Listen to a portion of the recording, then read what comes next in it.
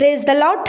आइए आज हम विशेष उन व्यक्तियों के लिए विशेष संदेश की ओर जाएंगे जो उपवास कैसे रहें और खुदावंत आपके उपवास से कैसे प्रसन्न रहता है और आपको कैसे उपवास रहना चाहिए। तो मेरे प्रियजनों, आप किस तरह उपवास रखेंगे तो आपकी उपवास वाली प्रार्थना से परमेश्वर प्रसन्न रहता है और आपकी उपवास का आपको प्रतिफल मिलता है। तो जो भी भाई और बहन है जो उपवास रखते हैं, जो अपने जीवन में परमेश्वर पिता को महिमा देते हैं, जो खुदावंत को महिमा देते हैं, तो आज आप अपने जीवन में उपवास रखना चाहते हैं। कई भाई बहनों को पता नहीं है कि उपवास कैसे रहें, कितने टाइम तक रहें, कितने समय तक रहें, हम क्या करें क्या ना करें, कैसे वक्त में हम उपवास को तोड़ें, उपवास में हमें क्या करना चाहिए क्या नहीं करना चाहिए। मेरे प्रियजनों, आप इन सारी सवालों में जूझे पड़े रहते हैं कि आप उपवास कैसे रहें, लेकिन आपको उपवास इस तरह रहना है मेरे प्रियजनों कि हम वचनों के द्वारा से आप लोगों को बताएंगे। और वचनों में जाने से पहले यदि आप इस चैनल में नए हैं तो इस चैनल को सब्सक्राइब कर दीजिए और इस वीडियो को आप लाइक शेयर कीजिए। तो आइए वचनों की ओर जाते हैं। मत्ती 6 अध्याय और उसका 16 से लेकर हम 19 पद तक पढ़ेंगे। जब तुम उपवास करो तो कपटियों के समान तुम्हारे मुंह पर उदासी ना छाई रहे, क्योंकि वे अपना मुंह बनाए रहते हैं ताकि लोग उन्हें उपवासी जाने। मैं तुमसे सच कहता हूँ कि वे अपना प्रतिफल पा चुके। परंतु जब तू उपवास करे तो अपने सिर पर तेल मल और मुंह धो, ताकि लोग नहीं परंतु तेरा पिता जो गुप्त में है तुझे उपवासी जाने। इस दशा में तेरा पिता जो गुप्त में देखता है तुझे प्रतिफल देगा। आमीन। मेरे प्रियजनों, जब तू उपवास करे, खुदावंत का जीवित वचन क्या कहता है कि जब आप उपवास करते हैं तो आप कपटियों के समान आपके मुंह पर उदासी नहीं होना चाहिए। मेरे प्रियजनों, कई बार है कई लोग कहते हैं कि हम इतना प्रार्थना करते हैं, इतना उपवास रखते हैं, तब भी खुदावंत हमारी प्रार्थनाओं को नहीं सुनता है। मेरे प्रियजनों, जब आप उपवास रहते हैं तो आप अपनी इच्छाओं के लिए रहते हैं, आप अपनी इच्छाओं के लिए रहते हैं कि आप समझते हैं कि आप अपने घर में उपवास रहते हैं, आपको किसी भी रीति से काम काज करना ना पड़े, हम उपवास हैं, हम दिन भर लेटे रहेंगे सोए रहेंगे।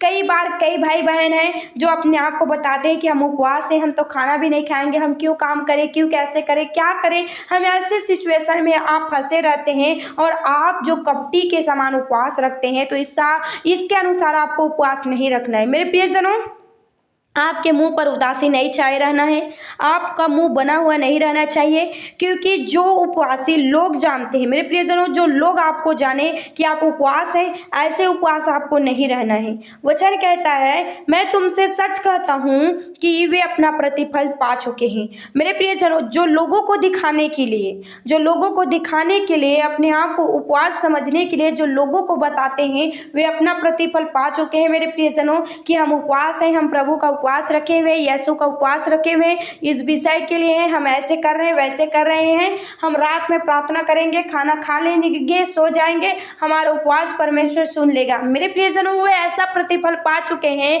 लेकिन खुदावंत का जीवित वचन कहता है, मैं तुमसे सच कहता हूं कि वे अपना प्रतिफल पा चुके हैं।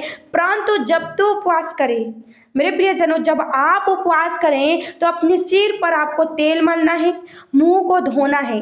मेरे प्रियजनों, आपके सिर को ऊपर तेल मलना है।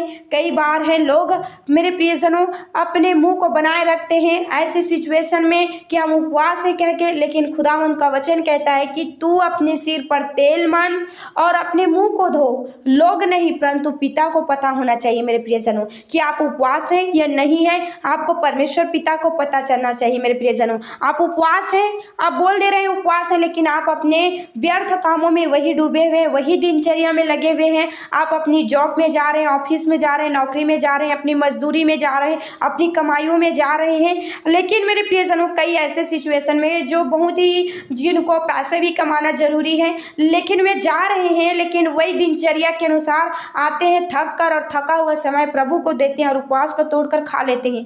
मेरे प्रियजनों, ऐसा नहीं है। ऐसा उपवास रखोगे तो आप अपना प्रतिफल नहीं पाओगे। जब आप उपवास रखते हैं तो अपने सिर पर तेल मलना है, अपने मुंह को धोना है, ताकि हमें प्रभु जाने कि हम उपवास है। मेरे प्रियजनों, खुदावंत का कहता है वचन, ताकि लोग नहीं परंतु तेरा पिता जो गुप्त में है तुझे उपवासी जाने। इस दशा में तेरा पिता जो गुप्त में देखता है तुझे प्रतिफल देगा।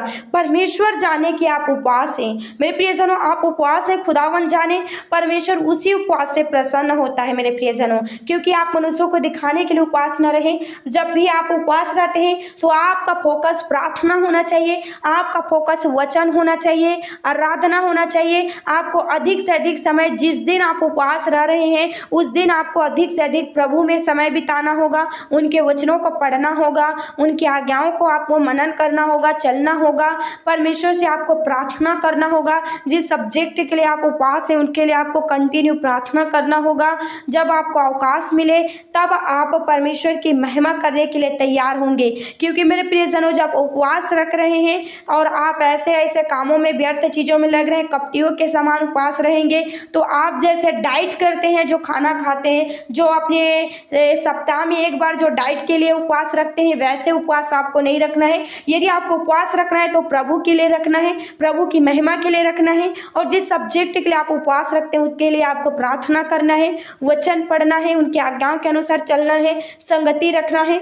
मेरे प्रियजनों, खुदावंत आपके उपवास का प्रतिफल देगा, क्योंकि उपवास रखते हैं तो परमेश्वर उपवास वाली प्रार्थनाओं को परमेश्वर सुनता है। तो मेरे प्रियजनों, जब आप उपवास रखें तो अपने सिर पर तेल मले, अपने मुंह को धोएं। लोग नहीं परंतु पिता को पता होना चाहिए, और किसी को आपको बताना नहीं है कि हम उपवास है। मेरे प्रियजनों, आप बताते हैं उन्हीं लोगों को बताएं जिनको बताने की आवश्यक है, और व्यर्थ बातों की ओर ना फंसे, व्यर्थ बातों में ना लगे कि आप उपवास हैं, लोगों को पता चले। मेरे प्रियजनों, वचन कहता है यशायाह 58 अध्याय और उसका 1 और 2 पद पढ़ते हैं। गला खोलकर पुकार, कुछ न रख छोड़, नरसिंगे सा ऊंचा शब्द कर, मेरी प्रजा को उसका अपराध अर्थात याकूब के घराने को उसका पाप जता दे। वे प्रतिदिन मेरे पास आते हैं और मेरी गति जानने की इच्छा ऐसी रखती है मानो वे धर्मी लोग हैं जिन्होंने अपने परमेश्वर के नियमों को नहीं टाला। वे मुझसे धर्म के नियम पूछते और परमेश्वर के निकट आने से प्रसन्न होते हैं।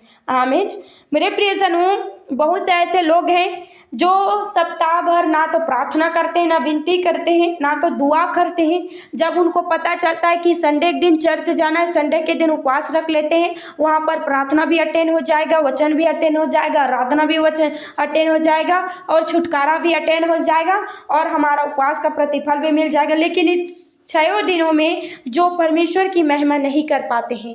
मेरे प्रियजनों, जो ऐसे आप परमेश्वर से लड़ते हैं, बहुत से लोग हैं कि प्रभु हम तेरी चर्च आ रहे हैं, तेरी कलीसियाएं आ रहे हैं, हमारी उपवास वाली प्रार्थनाओं को तू सुन नहीं रहा है, हम तो ऐसे करते हैं, तेरे लिए वैसे करते हैं। लेकिन मेरे प्रियजनों, ऐसा आपको नहीं करना है। खुदावन का वचन कहता है कि आप गला खोल कर पुकारें, नरसिंगे सा शब्द ऊंचा करें, अपने गले को खोलें, पुकारें, परमेश्वर से प्रार्थना करें। जब उपवास रखते हैं तो आप अपने घर में रहकर उपवास रखकर प्रार्थना करें, चर्च भी जाएं, लेकिन आप अपने सप्ताह में हर एक दिन, हर एक समय में परमेश्वर से आप प्रार्थना करें, विनती करें। जब उपवास रखते हैं जिस दिन में, उस दिन आप परमेश्वर को अधिक से अधिक समय दें और अपना काम भी करें, क्योंकि मेरे प्रियजनों, जब आप उपवास रखते हैं तो परमेश्वर इनका प्रतिफल को देता है। तो मेरे प्रियजनों, उपवास इस तरह आप रख सकते हैं। और यदि आपको कुछ पूछना होगा तो आप कमेंट के द्वारा पूछें। परमेश्वर की और नए नए आशीषों का वचन हम आप लोगों के साथ शेयर करेंगे। परमेश्वर आपको ब्लेस करेगा। इस वचन को जिन भाई और बहनों ने सुना और ग्रहण किया, खुदावंत उनके जीवन में बहुत आयास से आपको आशीषित करे। आमीन।